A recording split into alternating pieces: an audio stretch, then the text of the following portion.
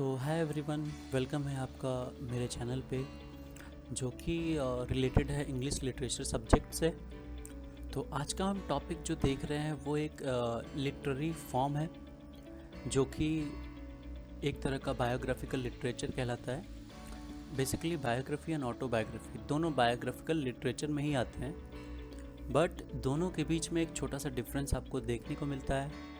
The term biography and autobiography both deal with the recounting of someone's life, but they have distinctive differences in terms of perspective and authorship.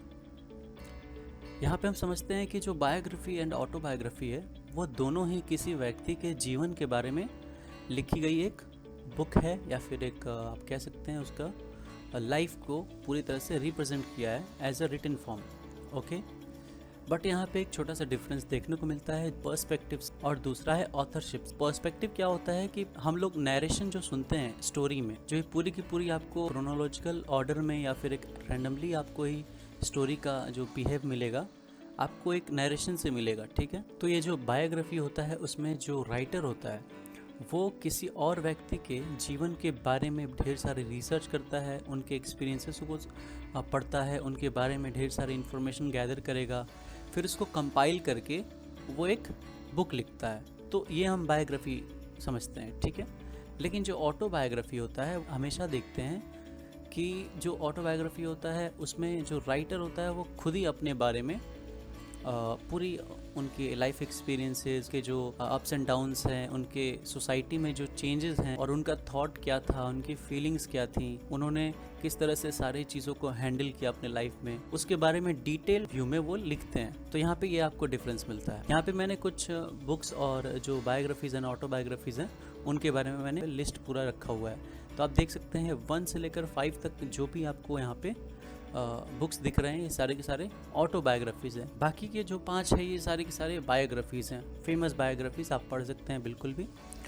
और ये जो last के 2 हैं ना, ये काफ़ी अच्छे हैं। अगर आप इंडिया से हैं तो बेहतरीन आपको पढ़ना चाहिए।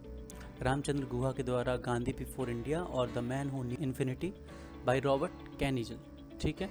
ये सारे आप पढ़ सकते हैं। अब हम चलते हैं आगे, वापस से हम यहाँ पे आते हैं। तो biographies often aim to provide an objective and comprehensive overview of the subject's life, achievements, challenges and impact on society। तो बायोग्राफीज इसलिए लिखी जाती है कि वहाँ पे किसी पर्सन को मतलब सारे सोसाइटी में इन्फॉर्म करना होता है, उनके बारे में इंफॉर्मेशन देनी होती है, उनके अप्स एंड डाउन्स, उनके एक्सपीरियंसेस, उनके जो चीज़ें उन्होंने फेस किया अपने लाइफ में, उन चीज़ों को वो फोकस करते हैं, उनको लिखते हैं, ठीक है। और अगर उन्होंने कुछ ऐसा काम किया जिससे सोसाइटी में बहुत बड़ा चेंज आया है या फिर कोई इम्पैक्ट पड़ा है तो उसके बारे में भी वो लिखते हैं इसमें, ठीक है। और यहाँ पे मैंने 6 पोस्टर्स प्रोवाइड किए हैं। एक्चुअली बुक्स के पोस्टर्स हैं, तो ये सारी बुक्स आपको किसी न किसी ई-कॉमर्स वेबसाइट पे मिल जाएंगी। तो अगर आप पढ़ने में इंटरेस्टेड हैं बायोग्राफीज़ को तो यहाँ से आप देख सकते हैं, ठीक है। हम आते हैं ऑटोबायोग्राफी पे। तो an autobiography on the other hand is a self-written account of one's own life. The author and the subject of the autobiography are the same person.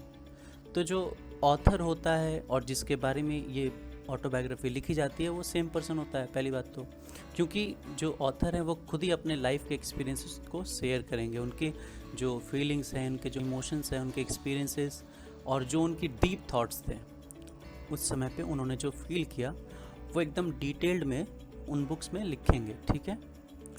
Autobiographies can offer a highly personal perspective, insights into the author's thoughts, feelings and experiences and are often written to share personal stories, lesson learned or to leave a legacy।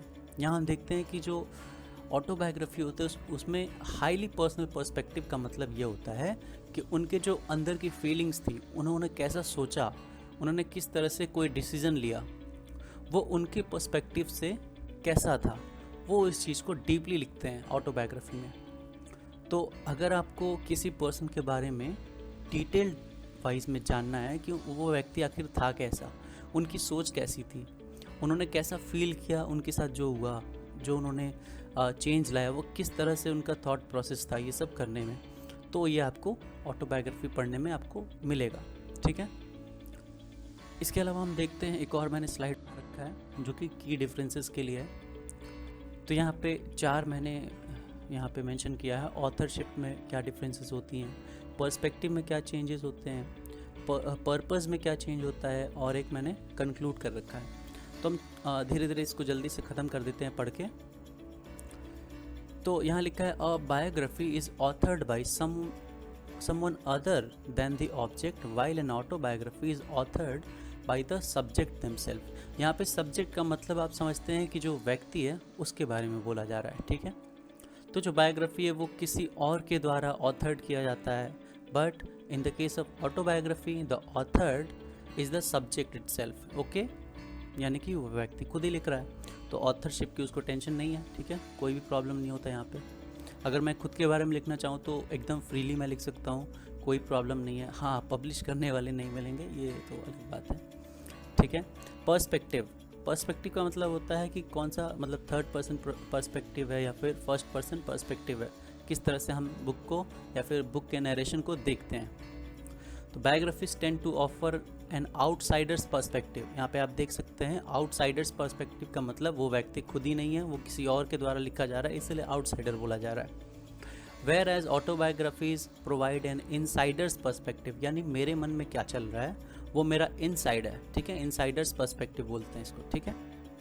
Purpose क्या होता है, तो biographies are often written to inform and analyse, while autobiographies are often written to reflect, share personal experiences और assert a personal narrative, ठीक है। यानी अगर मैं अगर अपने पर्सपेक्टिव, अपने थॉट्स, फीलिंग्स को दुनिया को बताना चाहता हूँ तो मुझे अपनी ऑटोबायोग्राफी खुद लिखनी होगी, क्योंकि मेरे अंदर जो भी चीज़ें चल रही होती है वो सिर्फ मैं जानता हूँ, वो कोई थर्ड पर्सन बता नहीं सकता है कि मैंने क्या सोचा, मैंने अभी क्या सोचा, मैं अभी क्या करना चाहता हूँ। ये सब मेरी फीलिंग्स है और मेरे डिसीजंस होंगे, ठीक है।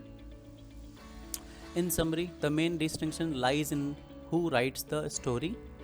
मेन तो यही है कि कौन लिखता है, ये इसके ऊपर डिपेंड करता है। Biographies are written by others about a person's life, while autobiographies are self written accounts of one's own life. Both genres contribute valuable insights into the lives and personalities of their subjects, but from different perspectives, ठीक है। तो यहाँ पे बस 2 ही चीज़ों का अंतर आपको मिलेगा मेन, कि राइटर कौन है और दूसरा पर्सपेक्टिव क्या है। और पर्पस तो आप समझ ही गए होंगे कि पर्पस क्या होता है, ठीक है। यहाँ पे एक छोटा सा मैंने बेसिस फॉर कंपैरिजन दे दिया ताकि आप इसको जल्दी से रीड करके याद कर सकें, ठीक है। ये मैंने meaning, authorisation, written in, purpose, outlook, ये मैंने ऐसे करके डिफरेंस करके बता दिया है, ठीक है। तो इस वीडियो में बस इतना ही था, मिलते हैं नेक्स्ट वीडियो में। आप अगर कोई टॉपिक के ऊपर डिटेल्ड एक एनालिसिस चाहते हैं या फिर एक अच्छी वीडियो चाहते हैं तो आप कमेंट कर दीजिएगा, मैं इस पर वीडियो बना दूंगा। फिलहाल के लिए बस इतना ही। Thank you, bye bye.